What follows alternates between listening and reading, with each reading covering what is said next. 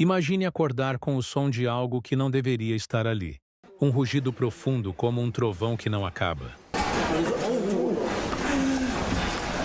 O chão treme sob seus pés, e quando você olha para o horizonte, não há horizonte.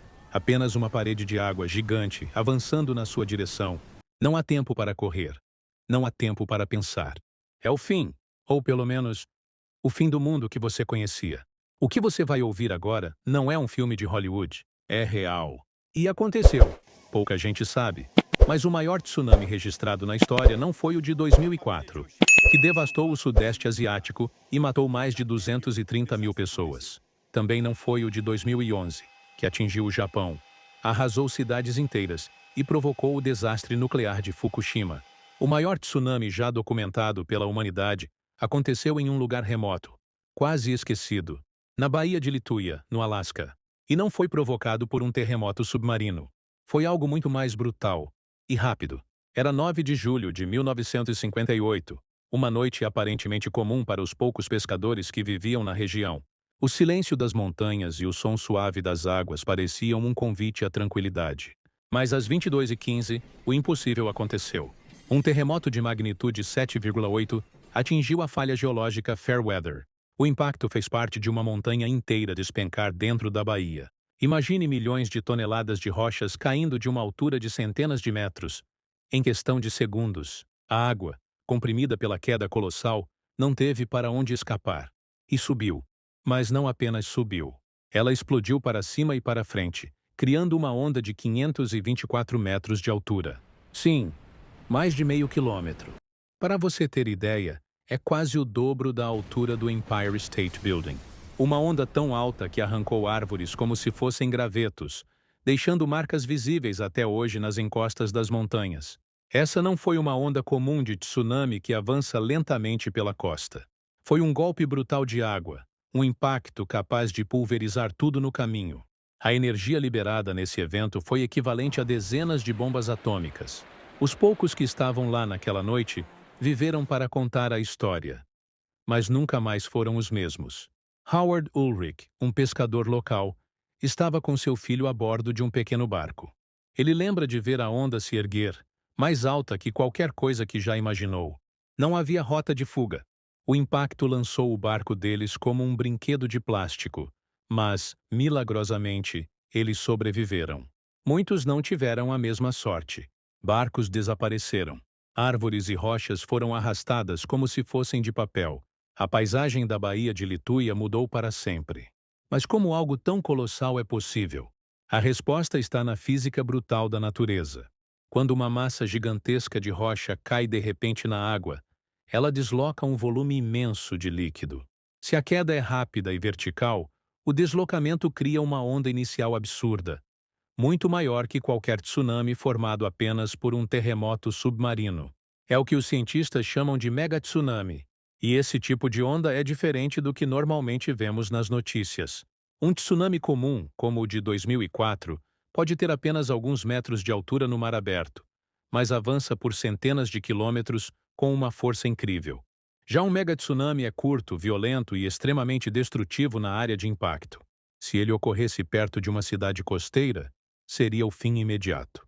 O evento de 1958 foi registrado, estudado e até hoje é referência para entender como montanhas, terremotos e água podem se unir para criar o desastre perfeito.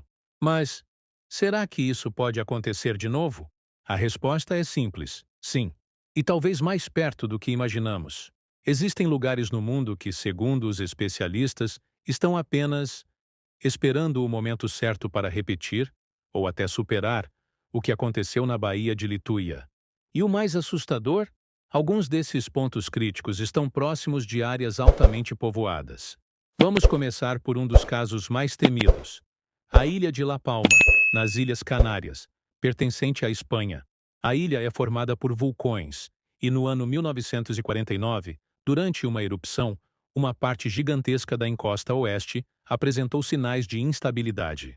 Pesquisas posteriores indicaram que, se essa porção, com bilhões de toneladas de rocha, desmoronar no Oceano Atlântico, ela criaria um mega-tsunami inicial, de centenas de metros de altura. A onda se propagaria rapidamente, e em poucas horas atingiria a costa da África, a Península Ibérica, e pouco depois, atravessaria o oceano em direção às Américas. Sim, cientistas calculam que essa onda poderia chegar à costa leste dos Estados Unidos, ao Caribe e até ao litoral do Brasil. Não com a mesma altura colossal do impacto inicial, mas ainda assim com dezenas de metros de altura, o suficiente para destruir cidades inteiras. E o pior? Esse processo poderia acontecer em minutos, sem dar tempo para evacuações em massa. Mas La Palma não é o único local monitorado. No Alasca, onde ocorreu o maior tsunami já registrado, existem várias outras encostas instáveis. Muitas delas estão presas apenas pela força do gelo. Com o aquecimento global e o derretimento acelerado das geleiras, esses muros naturais estão perdendo sua resistência. Quando cedem, a queda é brutal e as ondas inevitáveis. Um exemplo recente aconteceu em 2015, em uma área remota chamada Tan Fjord. Ali, um deslizamento de terra provocou um tsunami com ondas de mais de 90 metros. Felizmente, o local não era habitado. Mas se esse evento tivesse ocorrido em um fiord mais próximo de vilarejos, o desastre teria sido inevitável. E não pense que esse perigo se limita às regiões geladas. A Noruega, conhecida por suas paisagens tranquilas e fiordes encantadores, guarda um dos maiores desastres naturais da Europa. O tsunami de Storegga, há cerca de 8.000 anos. Um gigantesco deslizamento submarino deslocou tanto volume de água que ondas de até 20 metros atingiram as costas da Escócia e da Noruega. Hoje, cientistas alertam que partes da costa norueguesa ainda possuem encostas instáveis que podem repetir esse evento em escala local. Outro lugar que preocupa é a Indonésia. O país está localizado sobre o chamado Anel de Fogo do Pacífico, onde a atividade tectônica é intensa. Ali, terremotos e erupções vulcânicas são comuns.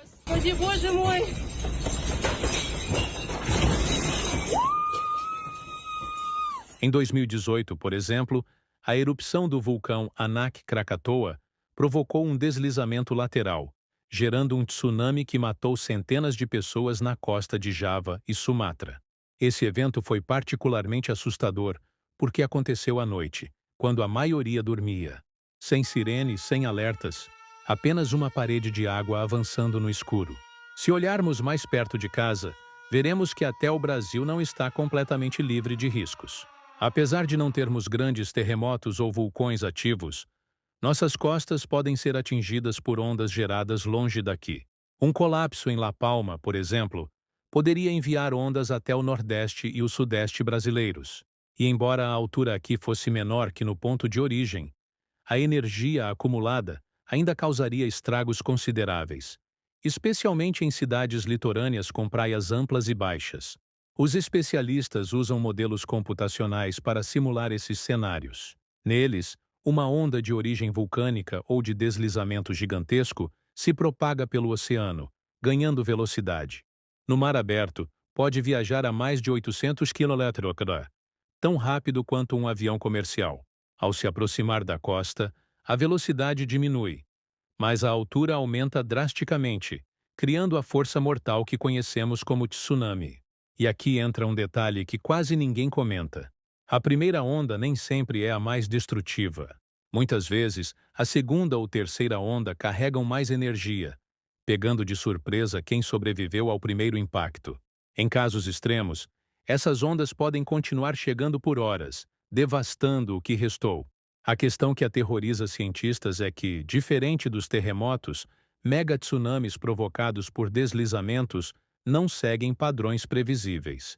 Não há relógio geológico para dizer quando uma encosta vai ceder. Às vezes, basta uma chuva intensa, um pequeno tremor, ou até mesmo o derretimento de gelo em excesso. Por isso, universidades e agências espaciais investem em satélites e sensores submersos capazes de detectar movimentos suspeitos. Mas mesmo com a tecnologia mais avançada, o tempo de reação seria pequeno. Em muitos casos, talvez de apenas alguns minutos. É por isso que as histórias como a de Lituya Bay não são apenas memórias distantes. Elas são alertas, avisos gravados pela própria natureza, mostrando que a próxima onda gigante pode estar se formando agora mesmo.